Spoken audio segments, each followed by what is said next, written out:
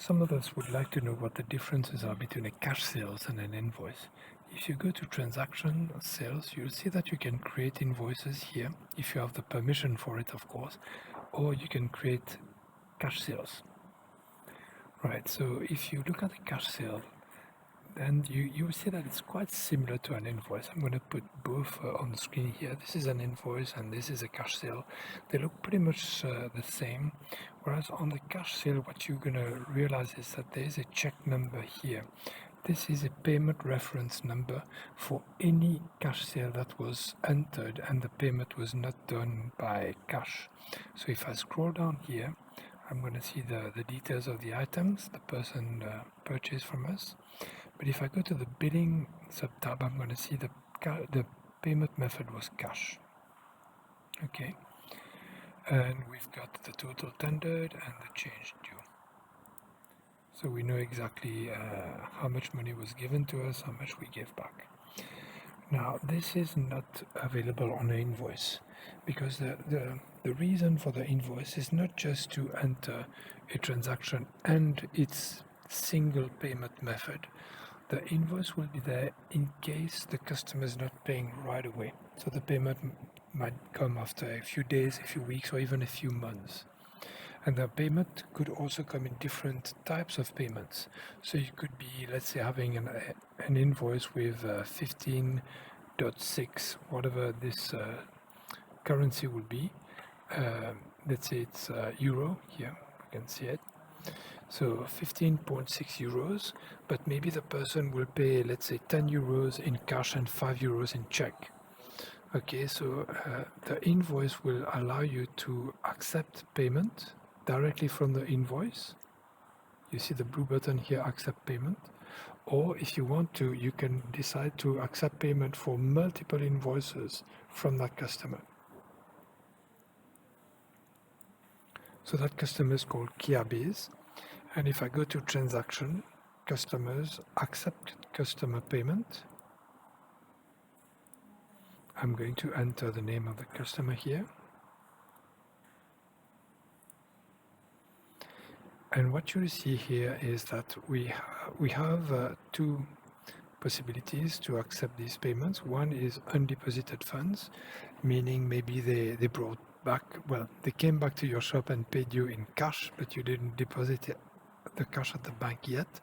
Or maybe you're depositing at the bank right away. Maybe they're making a credit card payment or electronic transfer.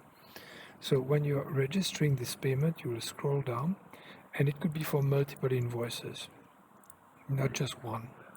And at the same time, maybe it's just for part of the payment. Maybe instead of these 13,638 euros, they're just paying 3,000 or 3,500 euros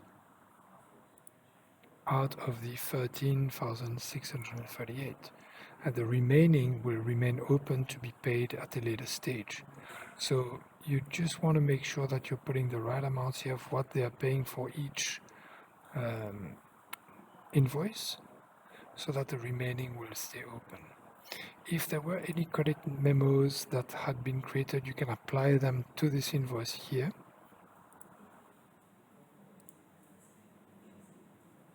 Then the next step would be to manage all your open invoices and multiple payments for each invoice.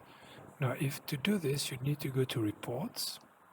You need to scroll down to receivables and click on AR aging.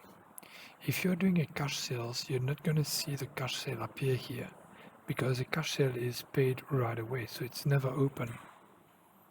Okay, but if you're creating invoices, then you're going to see the amounts of the invoices that are overdue and broken down by the number of days. Maybe it's 30 days, up to 60 days, 90 days, and more than 90 days. Now, if you see a balance here, like for more than 90 days, you can click on it, and it will open up the report to give you the detail of these of this balance. Okay, and by the way, you could have multiple payments with different payment methods, whereas on a cash sale, you can only have one payment method. When you go to transaction, customers, and you go to create a statement, like generate statement or individual statement, if you look for the customer, it will not show you the cash sales.